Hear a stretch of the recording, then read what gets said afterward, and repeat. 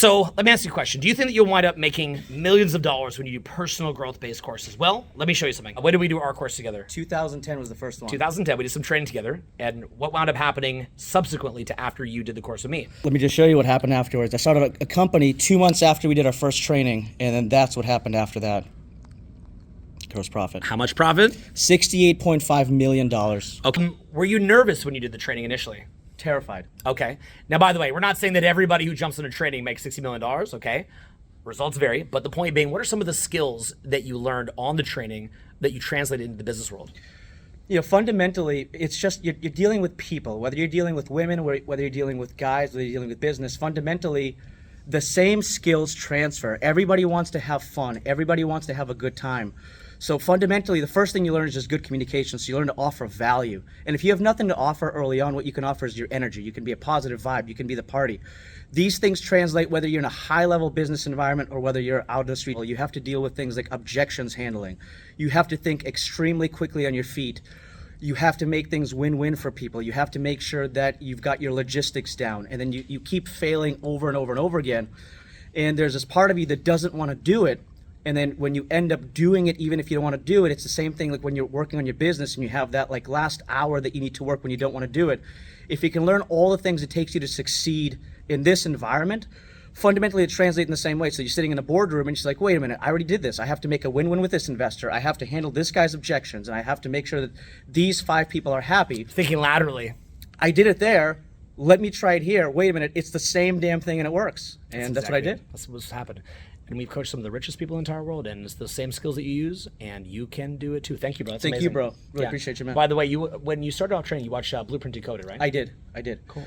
Yeah, Blueprint Decoded is to me like it's like the Bible of someone trying to be religious in today's day and age. Thank you. But they skipped the Bible, and now they're trying to do all these like new little nuanced things, but they're missing the fundamentals, the core fundamentals in that program that I've watched probably 6 or 7 times since. In fact, I'm due for a rewatching. It's been a while. That's amazing. Thank you, man. That's amazing. Thank you, brother. Seriously, I owe everything to you, man. Thank you, brother. That's incredible. So for any of you here that are 3 years deep or 5 years deep in your social skills journey, you're already a millionaire and you don't even know it. And the reason you're a millionaire is because you are sitting on top of $1 billion infrastructure. Right here on your phone, you've got $1 billion in fucking infrastructure. Billions, by the way. Billions in infrastructure. Literally, you can talk about any dumb thing, talk about it in your phone. This system will use AI to spy on the entire world. Anybody has a phone, it will spy on them, builds a profile of if that content would be good for them, and it will dish that content to them. So back in the day, if you would have had a business and that was a brick and mortar company in Boston, then you would have had only access to the people probably just in one neighborhood in Boston. At best, maybe someone would have taken their horse across town to come and see you. Cars eventually came out. Maybe someone might come from half an hour away in the car. But what winds up happening is that now, if you just have 20, 30 students in each city or 10 clients in each city, you couldn't run a business off 10 clients in a city. But with the internet, you could have 10 clients in every city, and now you're a multimillionaire. You don't need to be super famous to be a multimillionaire. At all. You could have a modest following and be a multimillionaire. So if you understand how to use social skills, you're already a multimillionaire. You have the infrastructure. But here's what's crazy about it. You'll hear me say this and you won't go do it. You'll hear it, but you won't actually go do it. Now, to get great socially, you get the results when you lock in and you go out. I remember back in the day, I used to call it a 30-day challenge. I'd say, you're going to go out and talk to people for 30 days straight. And what do you always see? Who has ever done a 30-day challenge? Put your hands up if you ever did it. What would your social skills and results look like after 30 days going out every day? What kind of changes would you see? Say it loud. Loud and proud. It's super easy to speak to people. Say it again? Super easy to speak to people. Yeah. No approach anxiety. Yeah. Like, it's like you're flying almost above people. It's almost like people are kind of like gravitating. NPCs. Yeah. Yeah. Super easy, flying, Yeah. effortless. What do you notice? Yeah, same thing. I mean, you just get to meet a ton of people. You're no social anxiety whatsoever. You're able to like work a whole entire venue. pretty much like become the center of attention in a lot of places that you go to. And I noticed too that other people look kind of like NPCs. I like this NPC. I like the direction of this. How much are the NPCs? Okay, so basically what you have is that when you go out a lot, your social skills shoot up through the roof. They go way up, like crazy high up. Okay, so then knowing that, what would happen if you just got in front of the camera every day? So we're teaching personal branding today. Rather than having people, wait to learn, I made that. Look at everyone talking on their phones here. If you haven't figured out what I'm referring to, the sort of joke that I made was like, oh look, it's called YouTube, not spectator tube. It's called YouTube as in you. So what we're doing just on the event is we're having everybody make a quick video into their phone and just play around with it a little bit. I'd recommend to you that one of the things we're talking about. You guys are running around here doing this. You guys doing it? What's up, guys? What I'd recommend is consider the fact that if you've learned about social skills and public speaking for me for years, you can monetize that. That's what I'm referring to here in personal brand. Would you like to learn a little bit about social leverage? One of the guys who I learned a lot about that from is Ty Lopez. Watch Ty right now. He's in a party in his house. Watch this. Hi, let's go. Ready? Go. Yeah. There we go. All right, have fun, everybody. Oh, yo, what's up? Just give me props, bro. Lots of shit. 10 years later. Lots of shit, bro. This is a man who believed, he thought I'd be good on camera 10 years ago and nobody believed me. Owen's got a good eye for talent. I do that. And the Ty's the master of commanding social power. So, Master, I learned a lot from him. Anybody who tells you otherwise, who bullshit. agrees that the best place to live in the world? I think it's Michael. Owen! Amazing burgers. Amazing party. Yeah, real quick. I always say this. This guy made me so much fucking money. I would not have the frameworks that I have in my mind if I never met Ty. Changed my life. This is the guy that got me on YouTube. We did a trade of value. That was my job, was to learn how to talk into a camera. That was it. I'm going to get really, really, really good at talking into a camera. And I would just practice this. Part of why I started doing free events was I just wanted more time working on improvisational public speaking. This speech right here is an improvised public speaking segment. You would think, the way that I'm doing this, that perhaps I had pre-planned it. Maybe there's some PowerPoints over there. Is there any PowerPoint notes over there? Did I pre-plan this, you think? No, I didn't. So why am I able to do a speech that would appear like it is pre-planned in some cases? Now, I sometimes choose to get a little bit Kanye, okay? And I start doing crazy off-the-cuff rants just for fun. I just think they're fun. You can clip them, so it's a little bit creative. But the point is, like, I can also just do, like, a straight-through speech and keep it linear if I choose to. And I do that in my products and my programs. So the thing is, like, free tour is freebie, so I get a little crazy. But the point is, I know how to do linear speech when I choose to. So I'm sitting here in Denver, Colorado today, and I'm actually gonna be shooting into a free event here this weekend. If you'd like to come, click the link below, fly in for it. It's the kind of event that would normally cost $5 grand. Teach you how to make money, OG social skills, and how to get spiritually tapped in. What would you say if somebody's at home thinking of coming out to the free tour, coming out to a free event, and they're like, should I actually come out to a free event? What would you guys say? It's true, it's real, it's enlightening, it's bringing me back to life. Community. Enjoying the community here? I'm so thankful to meet you. Boost the confidence. It's the best thing that I ever attended. I'm so glad that I came. I got a lot of value from the event, and I'm just grateful that you're still doing this while you're still doing it. Really disruptive, transformative to the way you think. Learn to become a better version of yourself. So the summer tour is Honolulu, New York City, Boston, DC, Austin, Dallas, Houston, Minnesota. I'm coming to Minneapolis too. If you want to be there, what happens is we leave them available until they fill up, and once the room is full, that's it, no more access. Click the link below right now. I'm looking forward to meeting you in person, giving you some feedback, and actually going out together. It's gonna be awesome, okay? Free event coming up, click the link. Would you guys recommend they click the link? Yeah! So make sure that you click that link and come out to the free event here in Denver, and let's enjoy this video right now. Let's go. So in that speech, why am I able to just free associate an entire speech off the dome like that? Why am I able to do that? Reps in the gym, right? So in other words, when you do it a lot, you get used to being more present to the moment, you get accustomed to controlling your energy, but also you develop the synaptic pathways that are able to search through the mind and find the information right off the cuff. It's a muscle.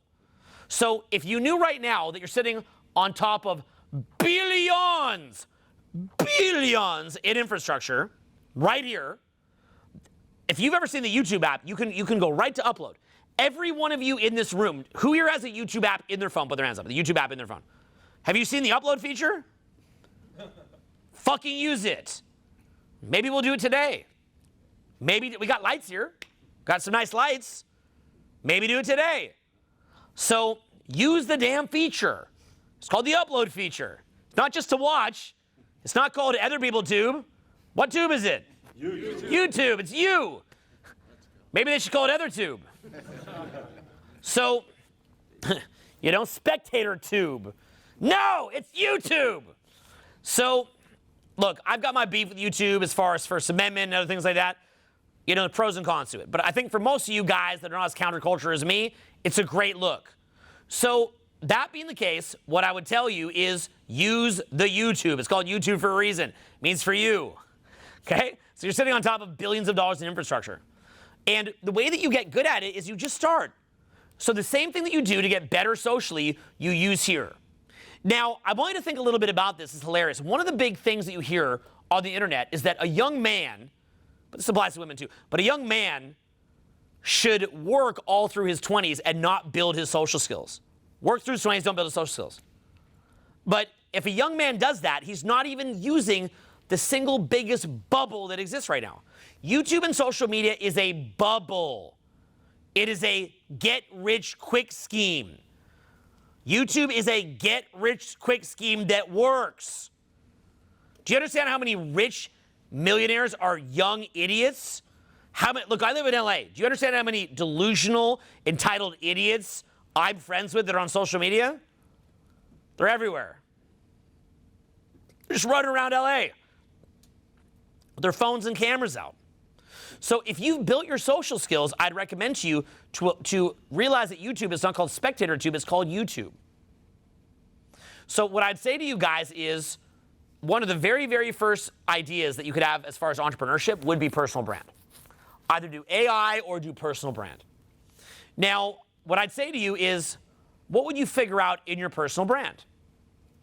And my suggestion, I'm going to start asking some of you guys here, what are some of the things that off the top of your head you would think that you could talk about a lot? Okay? You could talk about, what would be something you could talk about a lot? Real estate. Okay, louder. Real estate. Your communication sucks. Okay, keep going. Cybersecurity. Okay, what do you do? Dating. What do you do? Crypto. Okay, be careful with that one. It could land you in hot water. I can tell you from experience. Okay, yeah. What's that, health? Games. Games? Okay. Wrestling. I can't hear you. Wrestling. Okay. New cars. Can't hear you. New cars. Cool. Acting training. Awesome. Cars. Yep. Dating. Be careful. Yeah. Inner game or spirituality. Yeah. Unless you are gay, then you'll be fine. Okay, yeah, good. Yeah, then it'd be brave and courageous. Okay. Inner games and spirituality. Yep. Health? Okay, what's yours? Spirituality. I cannot hear you. Spirituality. Okay, awesome. Okay. Maybe you should do how to talk louder. Yeah. Hello? Music. Okay. Cooking. Okay, what do you do? Software. What do you do? Scaling business. What do you do? Food. I can't fucking hear you. Cooking. Come on. Cooking. Louder. Cooking. Okay. E-commerce. Biotechnology. Rockets. Okay, you. Trauma release. Yep. Crypto. Come on, man. Crypto. Come on, man. Crypto. You. Dog training. You. Woodworking. Come on, man. Woodworking. Come on, man. Woodworking. You. Guitar training. You. Health and life coaching. You. Education. You. Scaling a YouTube channel. Got it. Okay. Give yourselves a hand for that. Very good. Okay. So, all right. So look, why don't you guys right now, okay, right fucking now, take out your phones, put it in the YouTube app if you don't have it, and do a 2-minute video right now. Now, if any of you guys are already huge on YouTube, because we have at least one, I'm not asking you to mess with your channel strategy. You're more a guy that would maybe share. But the point being is that what I want you to do is if you don't have a channel and a big strategy that you would mess with, you have the lights here, take a sec, and make a video and post it. Don't get yourself in hot water saying something crazy, okay? You don't need to get yourself fired over this, but I'm just making the point, but be free and be fun, okay? Take 2 minutes right now. 2 fucking minutes. Get the fuck up. Make a video. Post it now. Experience shares. What's that? I felt a lot less stifled, like a lot less stifled afterwards. Awesome. I like it. What else? What did you guys experience? It's a lot harder for me to make a video in public when people are around than they. How many followers do you have now? 100,000. Okay, 100K followers. You had it, but you're used to doing it in private. Yeah, 100%. Yeah? Do you think you might benefit from? You think you might benefit from me doing a little bit of public speaking work on you this weekend? Maybe, yeah. Maybe. Maybe. Okay. think so. Okay. Good lesson. Okay. What else? A lot of resistance. What's that? A lot of resistance. Lot of resistance. Okay. What else? Just it's fun doing it, and then you see where you're making mistakes, and then you try to correct them. I like that. Watching your. What'd you see? video. I thought it was pretty easy. What's that? I do it all the time. How many followers do you have? Like 2,000. 2,000. You're starting. Okay. Way more. What'd you find? Just how easy it is to speak on a passionate topic. I like it. What'd you find? Yeah, resistance too. Awesome. What'd you find? I saw some people getting out of their comfort zone, which was awesome. Excellent. Okay. What'd you find? The lateral thinking of like trying to come up with a topic and then spin off of that as quick as possible in 2 minutes was really cool. Excellent. What'd you find? How valuable was that you gave us that motivation and impetus to do it? That was like worth its weight in gold. I'll take it. Okay. What else? What'd you find? Similar concept, how much you build up like doing a simple video on YouTube, maybe for months, and then you just have to do it. Yeah, that's one of my favorite answers. Yeah. How about you? Lot harder than I thought. Watching yourself back, you get to see all the mistakes you just don't realize you're making while you're doing the video, while you're speaking. You get to see it. I love what you said there. Yeah. That it's so easy to think about it by yourself, but when you're just like do it, it's just easy to do it. I like it. Mine was pretty bad. It was pretty stifled, but I just realized you just need to get started, practice it, and Very good. Very good. Yeah. Have I already asked you guys? Oh, self-aware of your own habits, your pseudosyncrasies. You see your little twitches. Okay. I like it. Anybody else? That's about it. Yeah. So there's a bit of resistance, but I can see how, like, you know, the more you do it, the more lateral thinking you're gonna start, and the more like you open up like channels in your brain that's gonna help you like overcome that resistance. It's just gonna flow afterwards. Absolutely. Could you guys imagine how good you'd get? Like, this is not what we're gonna do this whole weekend, but could you imagine how good you'd get if this is all you did for like the next 2 days? So that's what I'm saying, right? You get good at stuff by just doing it for an extended period. Me and Julian back in the day would just sit there doing it. He has old school footage of him on his roof repeating the same couple sentences again and again and again. Anybody ever seen those old Julian videos on the roof where he's just sitting there trying to do it? It's hilarious. I remember Julian back in the day, he was like, oh, you know, when I eventually do this, I'm going to be awesome. So finally, after months of him thinking he would crush it, I put him up in front of a camera, and he actually was destroyed after. He's like, I thought I was going to be so good. I suck. He was actually one of the longer ones to get good because he has a very, very strong sense of self-image, and you've got to get past your self-image in order to be great at this. But once he got past it, now he is a world-class, top elite level public speaker, as good as anybody out there. It's unbelievable when you see how good he is. Master of his craft. So very quick, yeah. Can you expand on getting out of his self-image? What do you mean by that? Well, we could definitely expand on that, and I'll do that right here in the speech. Okay. So you guys like that idea? Okay, we can make that happen. Yeah, we can make that happen. Okay, so that's the idea of control muscle versus release muscle. But what I want to hammer you guys with is I don't know what it is about me, why I grew up with a certain mindset. Maybe I was just intensely dissatisfied. I'm not sure. But I believe that genetically I probably have lower than average intelligence. And I can promise you that genetically I have way lower than average social intelligence. So I have genetically lower than average intelligence, and I have much lower than average social intelligence. It's funny because, like, you know, my dating life, a lot of women are like, ooh, like, I know if you got me pregnant, like the kid will be smart. And I'm like, oh yeah, yeah, smart, right? Like that'd be like as if you knew that you're some scrawny little shrimp, but you took steroids for 20 years, and the girl's like, the kids will be big, and you're like thinking back to what you used to look like. Okay? I'm basically like a moron on mental steroids. That would be the best way that I'd put it to you, okay? But the thing is, it's true. Like, I was the worst student in my class every single year. They were thinking of holding me back every year. I was a super late bloomer. The only time that I became good academically was in my 6th year of high school. Okay? How crazy is that? Took me 6 years to graduate high school. So, hey, there's hope for anybody, guys. You can be like me. So what I'm saying is, I from a young age, understood that whatever I was going to do, it was going to be harder for me than everybody else. I just really dawned on me that advantage right now. I hadn't thought of that in a long time. I just don't think about the past like that much anymore, but I think that's what it was. I think that I understood that things were going to be harder for me. So as a result of that, like I always joke that the second that you admit that you're a retard, you become a millionaire. That's because I always grew up thinking I'm a retard. So I was like, I'm a retard, I have to try harder, then I became a millionaire. So if you could just acknowledge that things can be a little bit hard, but if you try harder, you can smash it, you can do almost anything. It scares me for you guys, and I'm gonna give you some harsh feedback here, that it never occurred to you to just spend 4 or 5 hours a day talking to the camera to become a millionaire. What in the fuck were you thinking? What were you possibly thinking? In every generation, there's only so many hustles that can allow you to exit the middle class or lower class into the upper class. Let's go over those. What are some of those hustles where you could become upper class if you're just a regular guy without some super high level college degree or skill set? What are some examples? Crypto, okay, because crypto had these huge swings. Also, a lot of people go broke in it, but some people got rich. Yeah, what else? Other than crypto, what else? Yell it loud, loud and proud. Sales, what else? Technology. The real estate crash. Real estate, crash and it can pop up, yep. Marketing, what else? Coaching, what else? Space, yes. Okay, so I'm gonna be real with you, okay? It's not gonna be space. It's not gonna be tech for the average guy because unless you have a very expensive post-secondary degree, look, when we say to people things like you could become a multimillionaire even if you don't have a college degree, that's typically in 4 or 5 niches where it's well known that you could get good at it. And a lot of these niches, the majority of people fail, but some people crush it. I'm not an expert in these niches. I don't teach them. But for some people, that could be drop shipping. For some people, things like Shopify websites, doing things like social media marketing agencies, doing things like social media, coaching, sales copywriting, building video production houses. These are things where you don't necessarily have to have a college degree, and there's usually a demand. So for example, in my business, we do about $1 million a month in sales.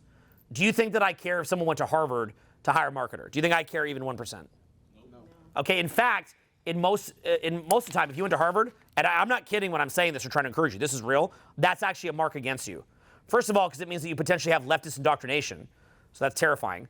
But which means that you probably litigate, very prone to litigation for nothing, prone to all sorts of bizarre speech codes and crazy stuff that nobody could ever keep track of in a day. Even they can't even keep track of their own codes.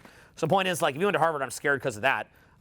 But in addition to that, I would say that you're not getting an updated marketing knowledge. Marketing is always updating and changing and so on and so forth. You don't have an updated marketing knowledge. Now, I'm not going to go super long on this, but understand, I am a better marketer than Walmart or Coca-Cola. Why?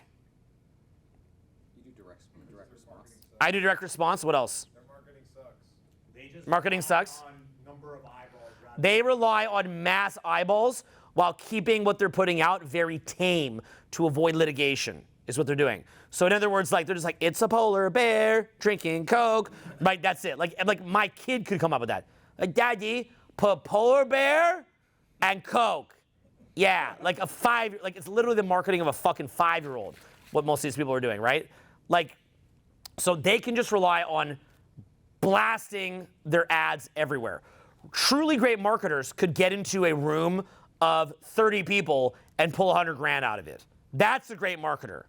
That's normal. Ask me how many times I've been in a room of 30 people and pulled 100 grand plus out of it. How many times? I don't know, more than I can remember. Yeah, hundreds of times. You could get me in a room of 5 people, I could pull 100 grand out of it if I have the right leads. I know how to do that. It's a joke. It's a fucking joke. So that's good marketing. Let's see the CMO of Coca-Cola go do something like that. They can't. They're like, no, we need $1 billion to do marketing, right? And they have the ability and the budget to do that, and I'm happy for them. They have the ability and budget to do that because they produce garbage that has massively high margins because they're producing trash. So it's a cycle. Now, from there, so how do you become an amazing marketer? Well, you study sales and ad copy. How many people in here would rate yourself at an 8 out of 10 plus in written sales copy? Put your hand up. That's fucking scary. Only you. 2 of you. That's fucking scary. 7 out of 10. Okay. That's fucking scary. Like, you have a, like, now, how many in this room are making over 6 figures a year? Put your hands up. Pretty good. Okay. How many of you in this room are making over 7? That's fucking crazy. Yes, you got over 7. So let's put it this way. Okay, so you're making over $1 million a year? Yeah, like 5. Okay, you should be at my fucking boot camp, but we'll keep going. So the point being is, for most of you guys, if you're not making over $1 million a year and you don't know direct response sales copy, you're out of your fucking mind. You're out of your fucking mind if you haven't studied that. Why? Because that is the major direct leverage point to making millions of dollars, but you haven't studied yet. What are you doing? But for real though, what are you doing? What are you doing? But you haven't studied direct response sales ads. That's insane to me. I just don't even understand that. Like, as soon as I understood that you could study sales and marketing, that was like a thing, and that you didn't need to go to college. I went to a great college, funny enough, but I didn't even study it there. I went to college, I took philosophy and things like that. So as soon as I saw that, I moved to an oceanfront apartment in Hawaii for 3 years and studied marketing 10 hours a day. The second I even knew that existed.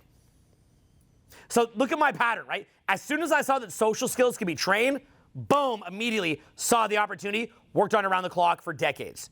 As soon as I saw that sales and marketing could be learned, boom, I just went, worked on that 10 hours a day. As soon as I realized that you could learn how to talk into a camera and get rich, boom, I went into that immediately. Of course I did that immediately. You know another one that was weird? You guys remember when the Neil book came out in 2005? All these different coaches sat there blowing their opportunity. A bunch of them partied. A lot of them got drug habits, real bad drug habits. The point you see them when they're older, they look spaced out, sad.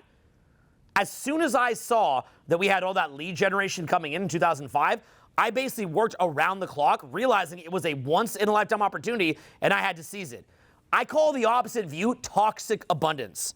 Toxic abundance is, we like the idea of being in abundance. That's good, right? You're in abundance. If you're like, oh, yeah, we just had like tens of millions of dollars in free press given to us, but I'll just capture all that later. Let's go to a party. No, bro. No, bro. No, bro. That's rare. Capture all of that value as soon as you can. As soon as I saw that we had all that press, I knew that I was going to capture it. And I was the bad guy in the book. I was the guy looking like a dipshit. And I never stopped. So what I'd say to you guys is also realize when you have an opportunity. You don't know how much longer the social media opportunity will be there. Could be there forever. Might not be. I don't know. Why do you wait? So I understood the scarcity. For me, as soon as I see an opportunity, I jump through the window, okay? Look, you learn the same thing in social skills. You're talking to someone that's really into you, the window popped open, jump through. Jump through the window. It's about recognition of opportunities and seizing that opportunity in a win-win way immediately.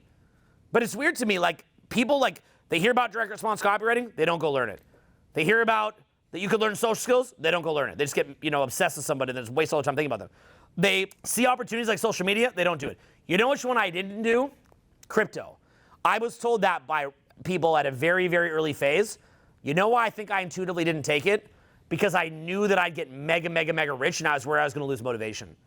So I could have taken it, and I didn't. Honestly, I think that was why I instinctively didn't do it. A lot of time people give me easy money-making opportunities. If it's too easy, I get worried that I might be a little not quite hungry enough. If I'd had a couple billion in my bank, I better not be hungry to do the things I do now. So I think that was why I intuitively didn't take, because I put the craft first. I was afraid it might mess up my craft. But I have mixed feelings about it. I think now I've been so much momentum with my craft, I think nothing could stop it. But at the time, I think I was a bit worried, so I shied away from it. But I knew crypto was going to be big. So, okay, when something like crypto comes out, when something like social media comes out, when something like sales and copywriting comes out, you've got to jump on it. What's the alternative, guys? Get fucked. Yeah, it's or not get fucked, yeah. So, yeah, what's the alternative? Being stuck in a 9 to 5. So, most of you in here will hear the speech, and then it'll sound cool, you'll think about it, and you won't do it. And I understand. Maybe 80, 90% of you guys. But might be 1 or 2 guys in here that's like, oh, damn, I see the opportunity. And then you'll get aggressive, and you'll put stuff out, and you'll get 1 view, 2 views. It'll be you and your mom. And maybe the other people here in the Telegram group. Okay? People will be very supportive of you in the Telegram group. But some of you guys will say, no, I want to seize this. I actually want to do this. And I can tell you that we have so many of the biggest creators that came up watching our stuff because they learned social skills from us, went out, worked on social skills, and then as soon as they got put in front of a camera, we're talking like several of the biggest, like the biggest business creator on YouTube, and several of the biggest business creators on YouTube, all through us. Several of the biggest spiritual content creators, all through us.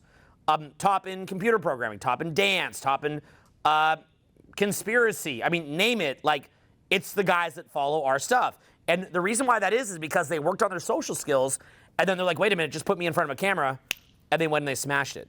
Like, it really is like that. How long did you study our stuff for before making a channel? It was about the same. I started with you guys when I started YouTube. Same idea, right? Yeah. Were you able to see the parallels? Oh, absolutely. Yeah. How fast do you get to 1 million followers? 6 years. 6 years. Okay, nice. So basically what you have is the skills that you learned in social skills, you could apply into social media. But likewise, if you look at what I did, I sort of created this loop where I want to be really, really good socially, but I also love public speaking, and I also love making videos. So I built my life to where I'm always working on social skills, I'm always working on public speaking, and I'm always working on making videos. And then the other thing I love is travel. So then I worked on it to where I always would be traveling. You guys see how I built my life? That's called strategy. So I built my life proactively and strategically. What do you guys think is a major impediment to you not building your life? Derping. Time. Energy. I think for you guys, a lot of what it is demoralization, exhaustion, 9 to 5 that runs you down. And the last thing you want to do when you're done your 9 to 5 is just start making videos or going out or whatever the heck it is, right? Learning direct response copywriting. But what I'm a big fan of is looking for those little opportunities, really they're big opportunities, but for those little cracks in the dam where there's actually an angle to make money. And understand, it's not in everything. Most of you here are not going to create a new shoe brand that competes with Nike. Doesn't mean it couldn't happen, by the way. Could, anything's possible, but for most people it won't, right? Likewise, most of you in this room won't create a new pain reliever. You're not going to be the next Tylenol for most of you in this room. So every single generation has little gaps opening. I mean, are there any others that people who are not in college could do that you guys can think of? There's probably more, but I couldn't think of them off the top of my head. I should maybe study more of them. Like money-making ones? Yeah, like for someone who didn't go to college. I'm doing day trading too on the side, plus the guitar thing. Day trading. Yep. Cool, very cool. What else? OnlyFans. I mean, you're not wrong. Yeah, so I guess what I would say is, why do you just let yourself, like for example, if you don't have incredible social skills, but you watch all the videos over the years and see how amazing and legendary and fun it could be, why didn't you see that and just say, I want to do that? I never get that. Like, if you know how much trouble I went to and how much trouble I got in so that you guys could get a top-notch world-class education in that, and you didn't go use it, honestly, it's probably why I went prematurely bald. Like, I honestly cannot figure out how you could not be using that. And in the same way, when I see things like social media, I'm like, you're not doing social media? Why not? I don't understand. It's there. It's billions in infrastructure. You get free access to it, and all you have to do is just build a little bit of social skills. But you'd rather go to the same damn, like, what do you do? Yep, what do you do? I'm a process engineer. Okay. You go to school for that? Yeah. How many years? 4 or 6. 4 or 6. What did it cost you to go to school for that? 0. That's amazing. Okay, you got a scholarship? No, I worked my way and I had my company pay for it. That's fucking cool, bro. Well, you're probably not the best example of the point I was trying to make, but, I picked you because you had this derpy look, but then when you started talking, you look really smart. That was kind of like, normally I could tell the derpers in the crowd because they have this look of like this, but then as soon as I said you were like, and then you perked up. I'm like, oh, he's not a derper, damn it. Okay, so I misgauge. Who's the derper? Okay, I'm gonna just keep talking. Okay, so, in your case, what do you make a year? About like 110. Mm-hmm. Okay, so you live in Boston? No. Where do you live? Haverhill. Where? Haverhill. Where's that? It's like 30 minutes away from here. 20. So it's kind of like Boston. Kind of, yeah. I could drive in. Okay, I like the how you're engineered, so you're very technical. It's called Boston. Live in fucking Boston. So, okay, so what do you pay in rent per month? 1,200. 1,200? Yeah. Okay, do you want to have kids? Sure. What's that going to cost to have kids? Can you live in the same house when you have kids?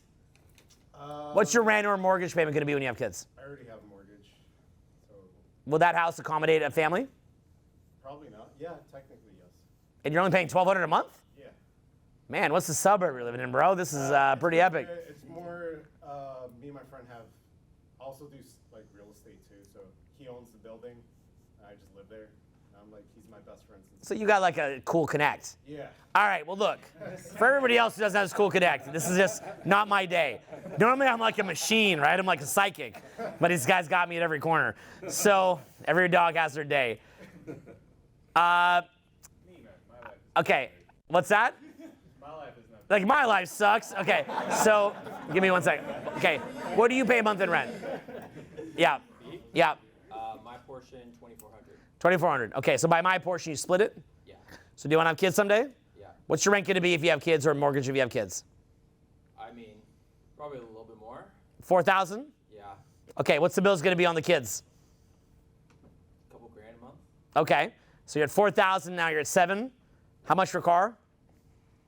500. How much for cell phone? 50.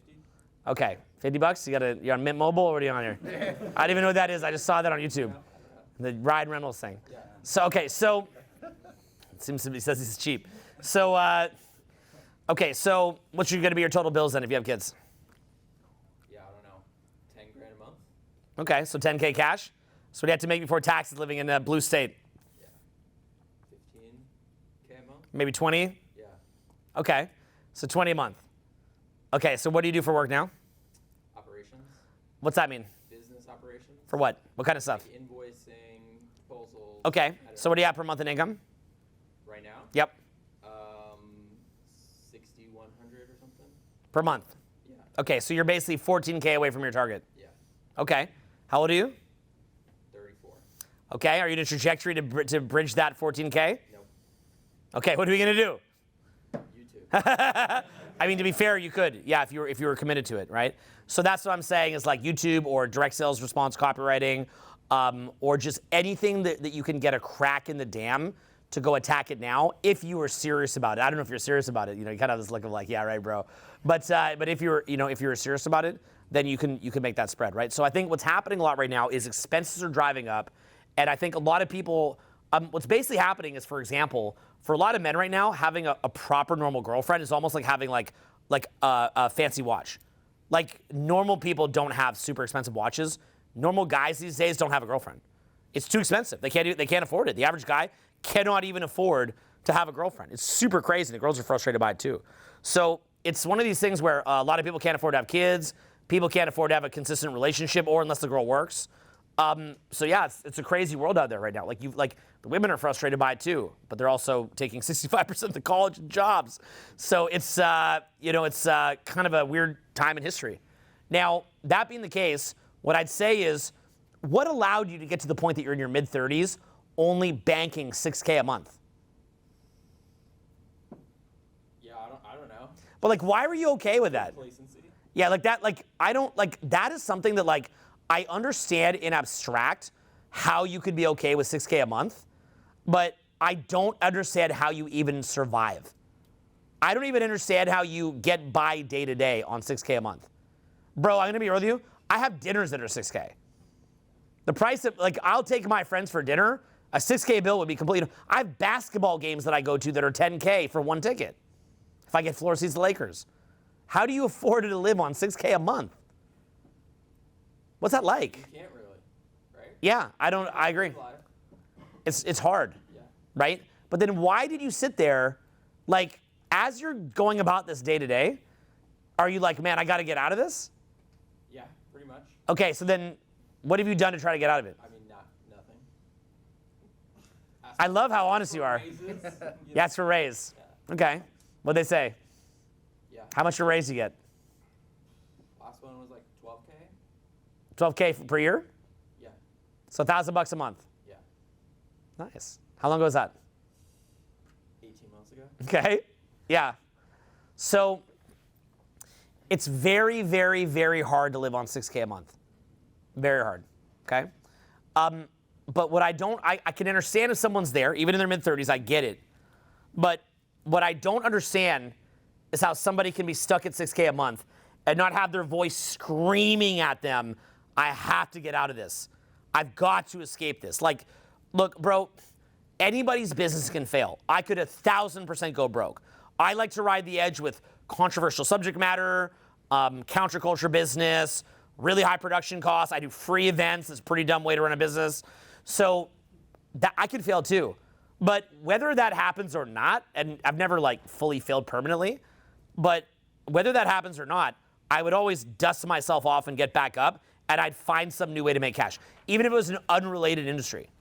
It's a personal standard. So is it maybe that the people who you're around are also at that standard?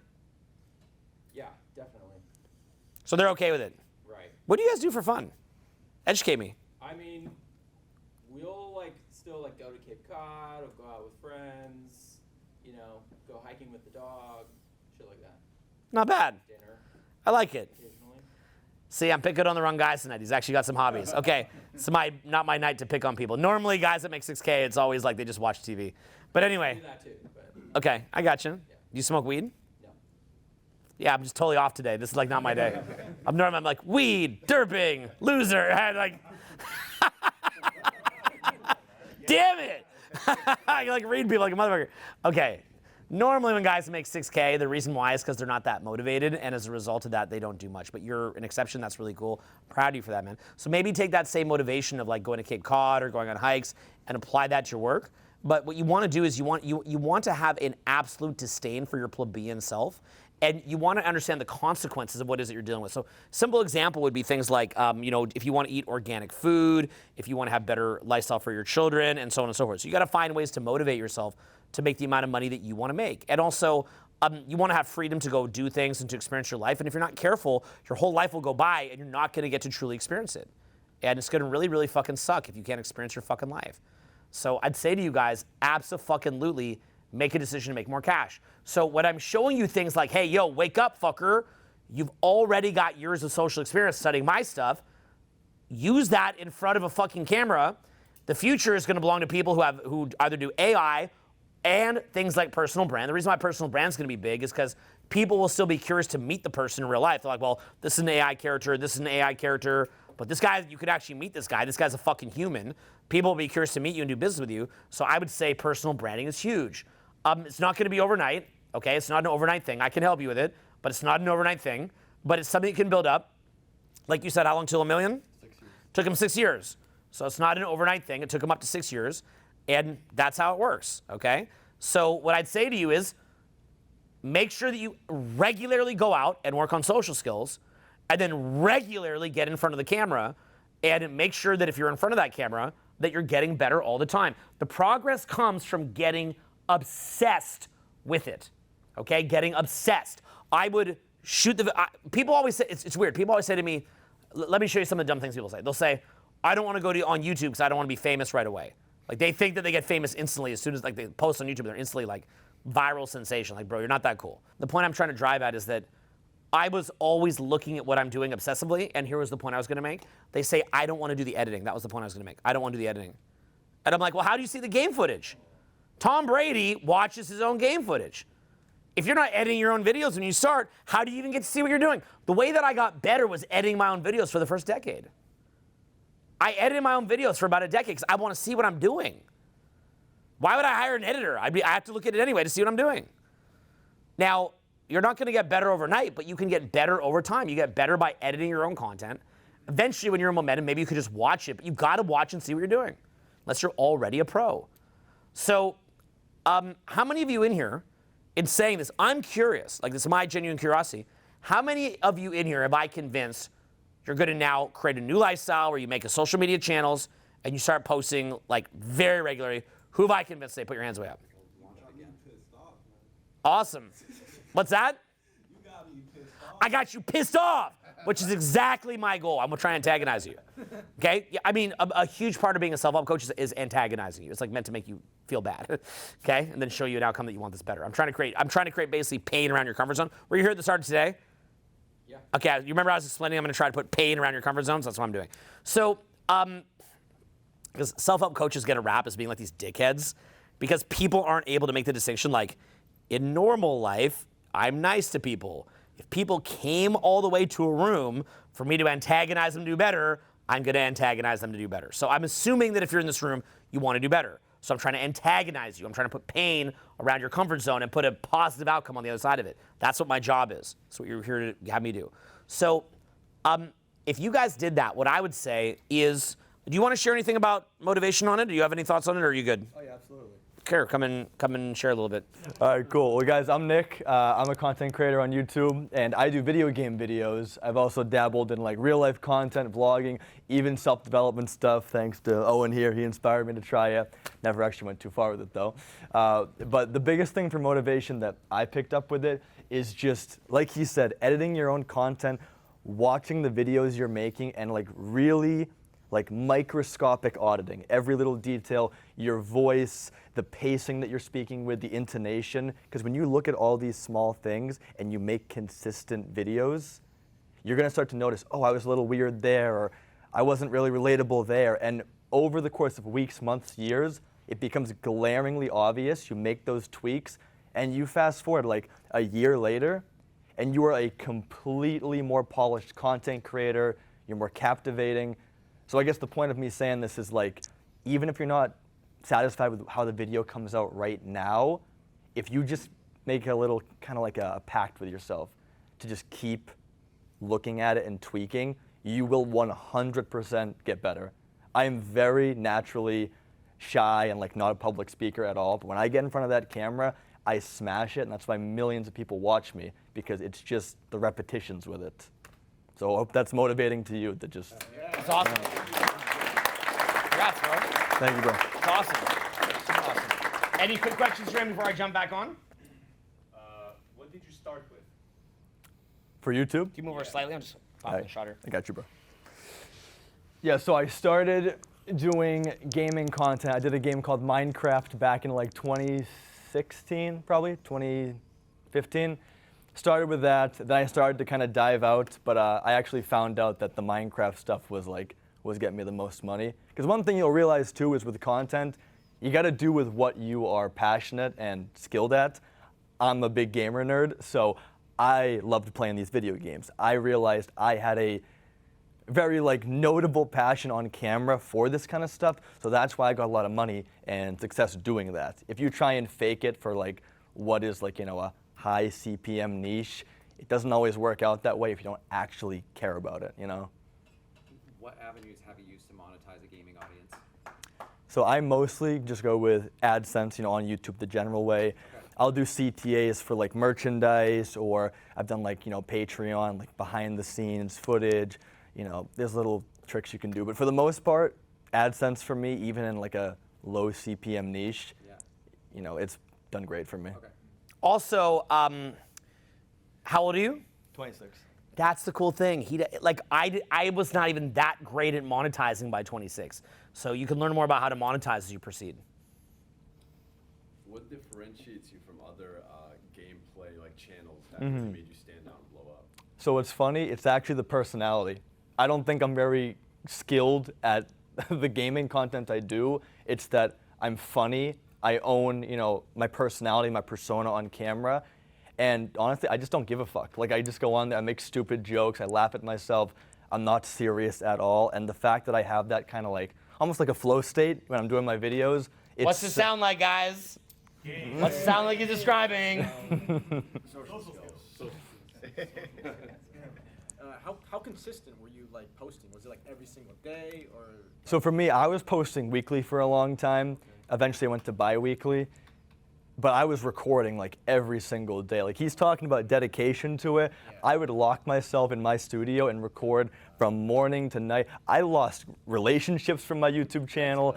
Like, people hated me because I would ignore them. Yeah. But I was just dedicated to like always working on it. And yeah, it paid off. Awesome. That's beautiful. Anything else? What's your channel called? It's called Farzy, F-A-R-Z-Y. Okay, nice. Sweet. Anything else, guys? How long did you, before you started making like a couple grand a month? Okay, so first 3 years, I was an absolute idiot with it. I was just posting blindly. like kind of like what you guys were doing here with the phones, just kind of like, what is up, guy? You know, stupid like that. Once I got to year 3 and I started really doing research on like audience retention, SEO, really like doing my homework essentially, that's when I shot up. And I went from like $200 a month to like $5K a month within 1 year. Maybe even 6 months, honestly. For somebody who's already like fairly comfortable with camera, you recommend going to those like stats and see all that? Yeah, definitely. Like there's a good channel online, I think you've referenced it before, it's called vidIQ. They do really good, information about like YouTube, SEO, and vidIQ. Yeah. But yeah, definitely do your homework on that.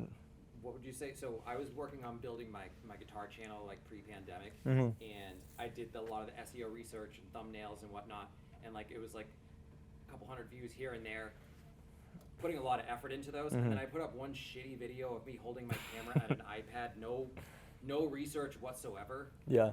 15,000 views to date. It's like, it's substantial. So is that the algorithm telling me, hey, like all this is really well and good, but like maybe you should focus more in this area, even if it's not necessarily authentically the stuff that I want What was to it? watch?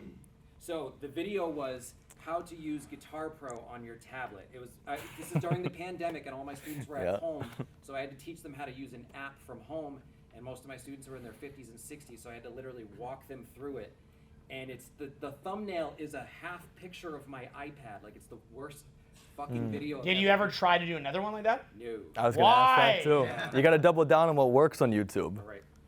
Yeah, and also can I borrow the fruit one second? Yeah, go for it. Yeah, what you can do is you can also I'll swap back and forth with the handheld. So basically, what you could do is you have videos for your core fans, and then you have videos that you do to branch out. So for example, back in maybe 2013, I had this one video that I spent 3 days working on in Vegas, and then there was this other one that I did on my way out the door after eating at Javier's restaurant.